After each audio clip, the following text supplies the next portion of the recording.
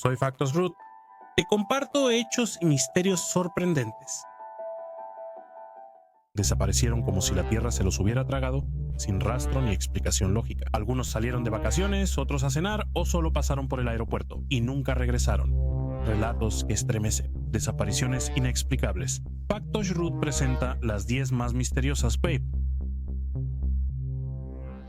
¿Podría alguien simplemente esfumarse? Y no de cualquier manera, sino justo frente a las cámaras. Brian Schaeffer, estudiante de medicina de Ohio, desapareció en un bar lleno de gente. Su caso se convirtió en uno de los misterios más aterradores de los tiempos modernos. Era el 31 de marzo de 2006.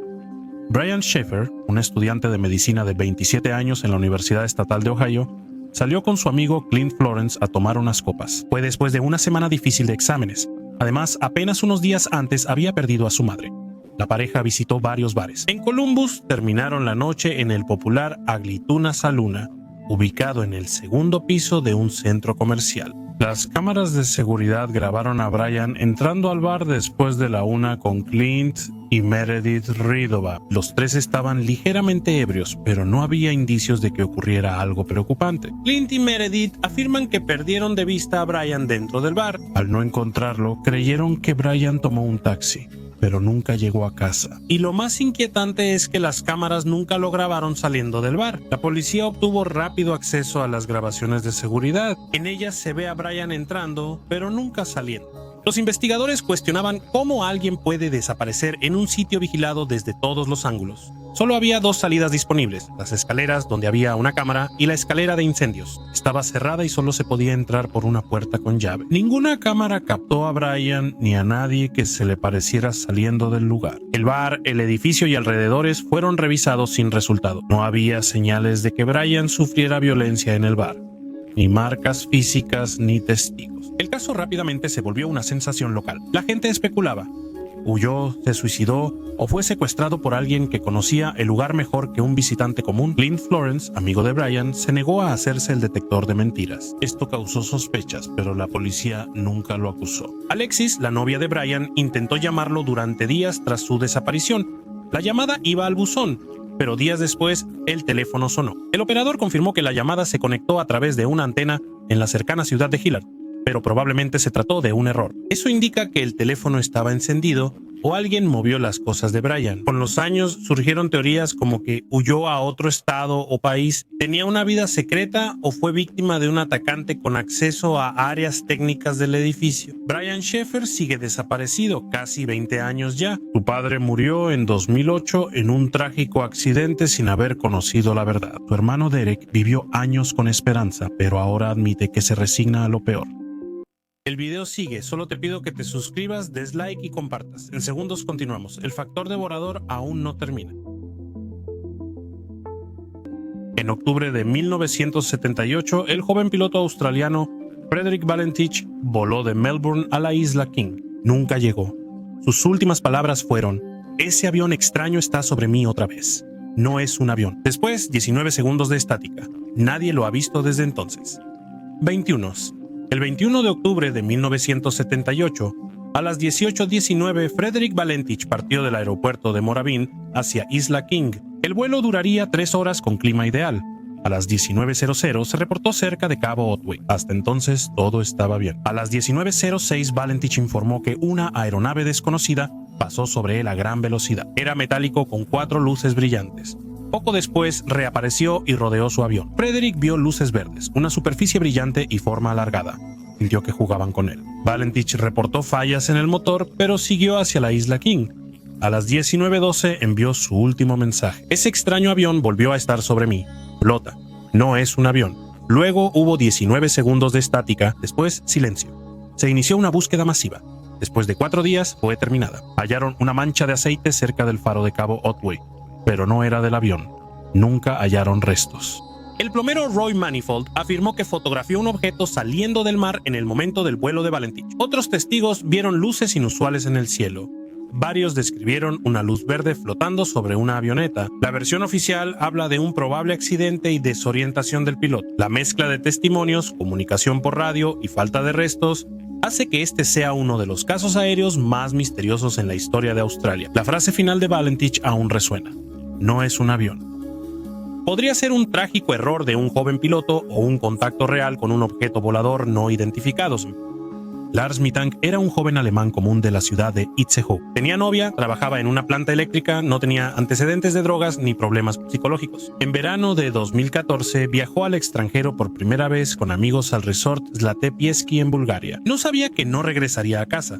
Según sus amigos, Lars tuvo un altercado con aficionados del Bayern de Múnich en vacaciones. Lars, fan del Werder Bremen, esa noche volvió al hotel con una lesión en la oreja. El médico le diagnosticó un tímpano perforado y le recetó antibióticos. También le sugirió no volar, por lo que Lars permaneció solo en Bulgaria y se alojó en el hotel económico Color. Desde ahí llamó a su madre en pánico. Cancela mis tarjetas, me están siguiendo, quieren matarme. Susurraba todo, tenía miedo de que alguien lo escuchara. Las cámaras del hotel lo captaron caminando nervioso, observando los alrededores y escondiéndose en el elevador. El 8 de julio Lars llegó al aeropuerto de Varna y consultó al médico. El médico dijo que estaba nervioso pero podía viajar. Cuando un obrero entró al consultorio durante las remodelaciones, Lars gritó: «No quiero morir aquí, debo irme». Las imágenes muestran a Lars corriendo fuera del aeropuerto, dejando su maleta, celular y documentos. Salta una cerca de 2 metros y desaparece en un campo de girasoles. Desde entonces, nadie lo ve.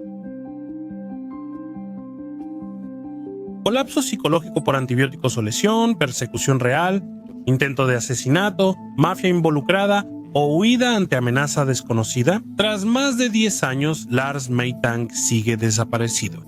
Su madre aún espera conocer la verdad. Quizá Lars huía de algo real o su cuerpo y mente lo traicionaron. El caso sigue abierto y aún circulan muchas teorías en internet. Los barcos embrujados han fascinado a la gente durante siglos.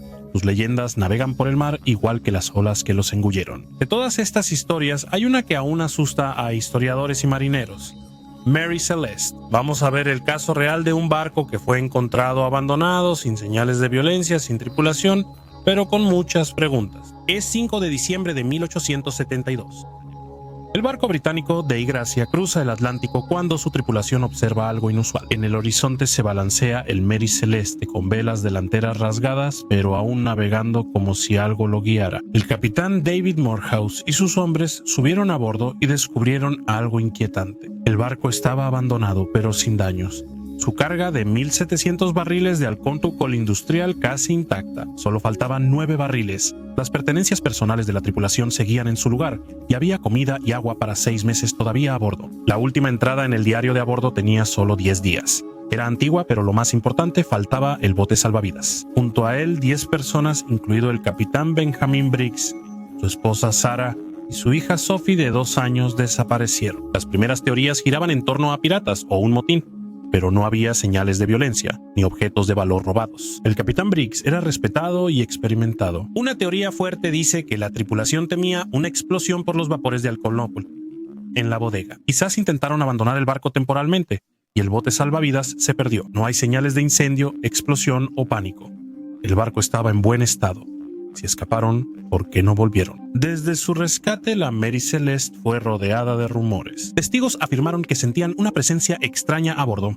Algunos hablaban de un viento frío incluso cuando no había nada de brisa. En 1884, el marinero William Flood aseguró ver cerca de las Islas Azores un bote con figuras borrosas. Cómo le extendían las manos en silencio, y cuando se acercó, desaparecieron.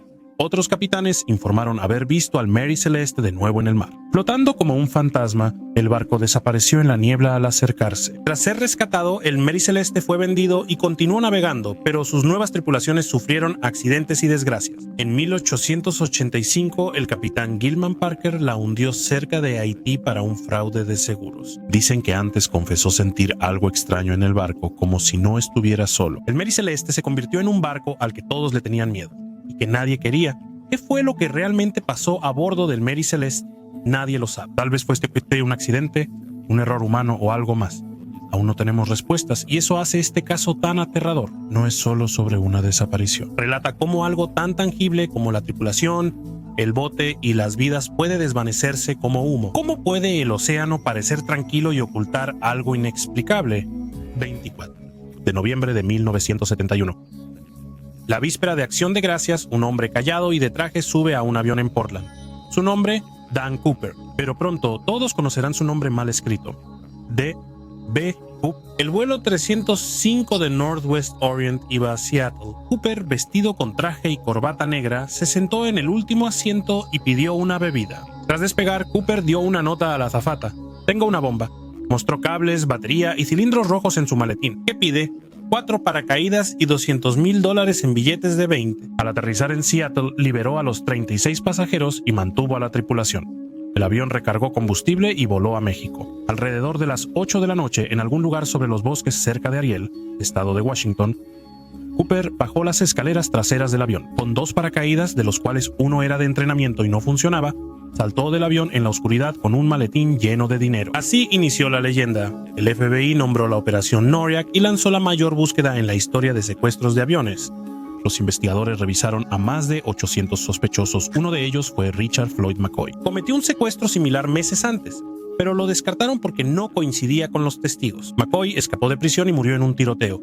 El FBI analizó el ácido desoxirribonucleico de la corbata de Cooper, pero no hubo coincidencia. Venía del ejército como paracaidista, pero era inexperto y desconocía que el paracaídas de emergencia estaba cosido. Tras años sin pistas, llegó la esperanza. En 1980, un niño de 8 años halló un paquete con $5,800 junto al río Columbia. Los billetes coincidían con el rescate, pero no llevaron a D.B. Cooper.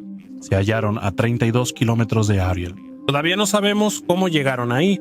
¿Fue una prueba de que murió o solo una pista que dejó intencionalmente? En 2016, el FBI cerró oficialmente la investigación. Después de 45 años sin éxito, dieron por terminado el caso. Dicen que los recursos serán mejor usados en otro lugar. Cooper nunca apareció, murió o vive con otro nombre y $200,000 más. D.B. Cooper sigue siendo una leyenda, héroe o criminal, genio o apostador. Escribe en los comentarios qué piensas. ¿Sobrevivió Cooper a su salto? Entre el punto A y el B ocurrió algo que nadie vio ni entendió, algo que transformó la vida de una familia y sigue sin explicación. Esta es la historia de Brandon Swanson, un estudiante de 19 años de Minnesota. Llamó una noche de mayo a sus padres para pedir ayuda. Se mantuvo en la llamada hasta el momento en que gritó, ¡oh, mierda! Y desde entonces, silencio. Un silencio absolutamente inquietante. Brandon creció en Marshall, Minnesota. Estudió un programa enfocado en energía eólica en la Escuela Técnica de Canby. Era inteligente, curioso y decidido. Le gustaba leer y se interesaba por la ciencia y la tecnología. No era un adolescente problemático, más bien todo lo contrario. El 13 de mayo de 2008 terminó el segundo semestre. Esa noche se reunió con amigos en Linde y luego en Canby. Testigos dijeron que tomó algo de alcohol, pero no estaba borracho. La noche transcurrió con normalidad. Alrededor de la 1:15, después de la medianoche, Brandon salió de la fiesta y se subió a su auto. Emprendió el camino a casa, un trayecto de solo 56 kilómetros. Conocía esa ruta de memoria, la recorría todos los días, pero por razones desconocidas eligió caminos rurales menos transitados, tal vez porque era una ruta más corta, pero eso no lo sabemos. Media hora después, Brandon llamó a sus padres. Salió del camino, cayó en una zanja y quedó atascado, aunque el auto no sufrió daño. Dijo que estaba cerca de Linde, a 16 kilómetros de su casa Annette, y Brian salieron en auto a buscarlo. Durante todo el camino estuvieron hablando con él por teléfono. Brandon les describía exactamente el entorno. Les decía por dónde caminaba y sobre las luces de la ciudad a lo lejos, pero cuando llegaron no lo vieron por ningún lado, ni él a ellos. La frustración aumentaba. Hubo una pequeña discusión. Brandon colgó la llamada, pero al poco tiempo su madre le volvió a marcar. Ella se disculpó y Brandon dijo que iba a ir caminando al Indus. A las 2:23 el padre llamó de nuevo a Brandon. La conversación terminó a las 3:10. Brandon relató su ruta y comentó que aún veía las luces del Indus. Y luego de repente gritó, ¡oh, mierda! Y todo terminó. La línea seguía abierta, pero Brandon nunca volvió a responder. A las 6:30 am los padres acudieron a la policía, pero al principio reaccionaron con indiferencia. Brandon era adulto y a veces los adultos simplemente pasan la noche fuera. No fue sino hasta después del mediodía que comenzó una investigación seria. Según la señal del celular, lograron localizar la última posición de Brandon. No estaba en Linda, sino en Porter, a 32 kilómetros al noroeste. Su auto fue hallado atascado en un camino rural. Equipos de búsqueda, voluntarios, perros y helicópteros revisaron la zona. Los perros siguieron un rastro hasta el río Yellow Medicine, donde se perdió. ¿Qué le pasó a Brandon? Ninguna teoría confirmada, pero todas inquietan. ¿Fue desaparición voluntaria? Improbable. No lo planeó, quería irse a casa, suicidio, no había señales de depresión. Ninguna despedida, accidente, tal vez. El teléfono volvió a sonar al día siguiente. Asesinato. quizá pero sin señales de violencia ni testigos. Desde 2008 se han buscado más de 140 millas cuadradas, pero no todo. Algunos agricultores se negaron a dejar entrar a los perros y a los equipos de búsqueda, y justamente esos lugares pueden esconder la respuesta. Hoy Brandon tendría casi 40 años y aún lo busca. Las pistas se desvanecen, la memoria falla y el tiempo calla. El video continúa de inmediato, solo quiero pedirte rápidamente que te suscribas, le des like y compartas. En unos segundos seguimos. Facto Giroud aún no ha terminado. La guerra tiene reglas crueles y sangrientas. Un soldado cae, hallan su cuerpo y lo identifican. Y si no queda nada de la unidad, sin armas, cuerpos ni testigos, es el año 12, agosto de 1915. La batalla azota la península de Galípoli en Turquía, mientras las fuerzas aliadas buscan avanzar hacia los Dardanelos entre posiciones turcas. La conexión estratégica entre el mar Mediterráneo y el mar Negro. Una de las unidades enviadas al frente es la compañía Sandringham de Gran Bretaña, destacamento de élite del regimiento Norfolk. El coronel Sir Horace Beauchamp dirige el regimiento y conoce a cada uno de los 250 hombres de la compañía. Su tarea es limpiar el área frente a la colina número 60 de francotiradores enemigos. Pero algo sale mal. Los de Sandringham avanzan mucho, incluso más allá de la artillería, quedando solos al frente. Cuando la ofensiva colapsa y las demás unidades se retiran, no queda ni rastro de los de Sandringham. El general Ian Hamilton, comandante supremo de las fuerzas británicas en la zona, informa a Londres. Ha ocurrido algo muy misterioso. El mando aliado piensa que el regimiento fue capturado, pero los turcos aseguran que no tienen prisioneros así. En los años 60 surge nueva luz sobre el caso. 3 veteranos neozelandeses afirman que el día de la desaparición vieron a una unidad de soldados británicos marchando hacia la colina. Sobre la colina colgaban unas nubes extrañas con forma de hogaza. Estaban quietas, no se movían en absoluto. Y eso a pesar del viento. Según su testimonio, los soldados entraron en las nubes y no salieron. Luego las nubes desaparecieron. La unidad se desvaneció en la niebla, pero los veteranos hablaron de otro lugar, fecha y unidad. El testimonio es fascinante pero no confiable para los historiadores. Aunque la leyenda de la unidad tragada por la niebla viva se difundió mundialmente, el historiador Steve Smith aporta una visión más racional. Kaplan Pierpont Edwards halló más de 180 cuerpos en una zanja tras la guerra, frecuentemente ejecutados con un tiro en la cabeza. La teoría dice que el regimiento cayó prisionero y fue masacrado por soldados otomanos. Los registros británicos hoy mencionan 162 caídos. El resto pudo haber sido destrozado por una granada, sepultado o capturado. El caso de los de Sandringham sigue siendo un misterio. Para algunos es una tragedia militar, para otros, una desaparición sobrenatural. Tal vez nunca sepamos la verdad. A veces, el caos militar impulsa una leyenda. Desde los años 40 del siglo pasado, junto a la Ruta 16, cerca de la ciudad de Fayetteville, en Virginia Occidental, se alzaba una cartelera siniestra. Relataba la desaparición de 5 hermanos en Navidad de 1945. Debajo de las fotos decía, ¿cuál fue su destino? ¿Fueron secuestrados, asesinados o siguen vivos? Jorge Soder, antes Giorgio Sodu, nació en Italia en 1895. A los 13 emigró a Estados Unidos, trabajó en el ferrocarril y luego fundó su empresa de transporte. Jenny y él tuvieron 10 hijos y una vida tranquila. George estaba firmemente en contra de Mussolini, lo que causaba tensión con algunos vecinos italianos. En la Nochebuena de 1945, el ambiente en la casa era festivo. A la 1:30 am, Jenny fue despertada por una llamada de una desconocida. Escuchó risas, voces y copas. Al colgar, notó luces encendidas y puertas abiertas.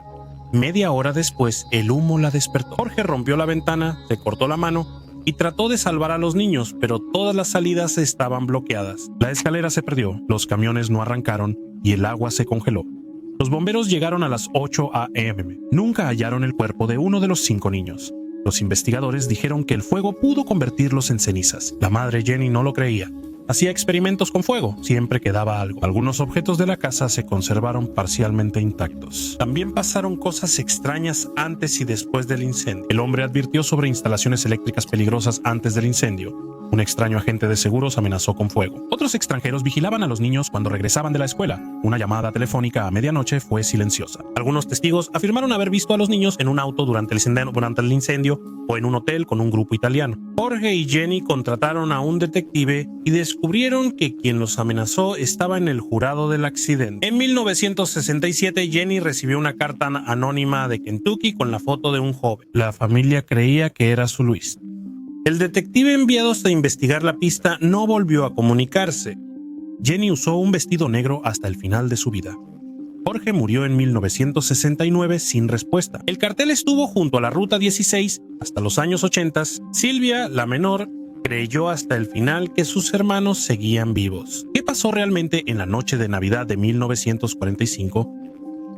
¿Fue un trágico incendio accidental o un crimen sofisticado encubierto por las llamas? Nunca sabremos la respuesta, pero el caso Soder seguirá siendo una de las tragedias navideñas más extrañas de Estados Unidos. En 2007, Andrew Gosden, un joven de 14 años del norte de Inglaterra, emprendió un viaje secreto a Londres. Vestía una camiseta negra de Slipknot, llevaba una consola portátil y 200 libras nunca más lo vieron. Andrew era introvertido pero brillante estudiante. Destacaba en la escuela y vivía en una familia amorosa y unida. Sus padres describen una vida familiar armoniosa, cenas juntos, excursiones y planes para el futuro. 14. El 14 de septiembre de 2007, Andrew salió por la mañana a la escuela como siempre, pero de camino regresó a casa, se cambió de ropa, retiró 200 libras de su cuenta y se dirigió a la estación de tren. Rechazó el boleto de regreso y a las 9:35 tomó el tren a Londres. ¿A dónde fue y por qué? Llegó a Londres a las 11:25 minutos después. Las cámaras lo grabaron saliendo de la estación. Desde entonces, nada. Ningún mensaje, ningún movimiento registrado, ninguna actividad en línea.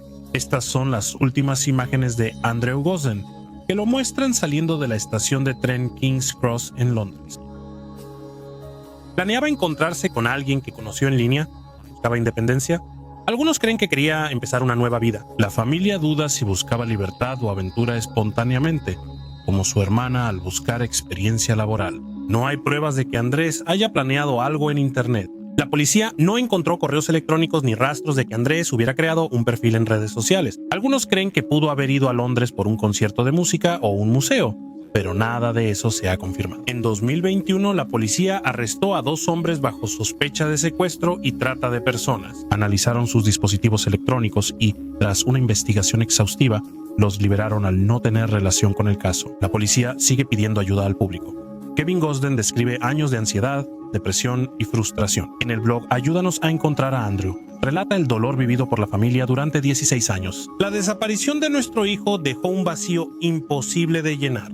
Escribió: la organización Personas Desaparecidas apoya a la familia y cada año recuerda el cumpleaños y la desaparición de Andrew. Han hecho fotos digitales mostrando cómo se vería Andrew hoy. Tenía 14 años cuando desapareció. Hoy tendría más de 30 años. ¿Qué le pasó? No se sabe, pero su familia y el público mantienen la esperanza de obtener respuestas algún día.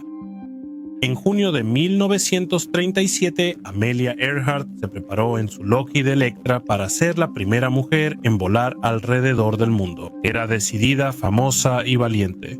Semanas después, desapareció del mundo. No se encontró ningún rastro de ella, de su navegante ni del avión. Historia de una mujer que conquistó el cielo y se perdió. Es el año 1928 y Amelia es invitada como la primera mujer en volar a través del Atlántico, no como piloto sino pasajera. 2 hombres pilotaron el vuelo. Ella solo fue la imagen, pero ese día se volvió celebridad. De pronto era famosa en todo Estados Unidos. Después pilotó vuelos que rompieron récords. En 1932 fue la primera mujer en cruzar sola el Atlántico y lanzó su línea de moda para pilotas. Se volvió símbolo de la mujer moderna e independiente. En 1937, Amelia planificó el mayor proyecto aéreo femenino: volar alrededor del mundo por el Ecuador. Despegaron desde California junto a Fred Noonan. Su ruta los llevó por Sudamérica, África, India y el sudeste asiático. El 2 de julio partieron de Lae, Nueva Guinea. Solo les faltaban los últimos kilómetros. Su objetivo era la pequeña isla Howland en medio del Océano Pacífico. El último mensaje de radio decía: volamos a 1000 pies. Se nos está acabando el combustible. Y luego silencio. Nunca los encontraron. No había avión, cuerpos ni restos. Inició la mayor búsqueda en la historia de la aviación civil. Existen muchas teorías. Quizá cayeron al océano y desaparecieron, o fueron capturados por japoneses que los creyeron espías. Algunos piensan que naufragaron en una isla desconocida y sobrevivieron días o semanas. Drones y sonar modernos han rastreado grandes áreas del océano sin éxito. El misterio lleva casi 90 años. Amelia Earhart se desvaneció, pero su historia sigue viva. Aún tenemos hambre de respuestas. Tal vez algún día la verdad salga a la luz, pero hasta entonces, Amelia Earhart seguirá siendo uno de los mayores misterios del siglo XX. Ruth se despide por hoy, pero los misterios siguen. Nos vemos pronto. Suscríbete para no perderte ningún misterio.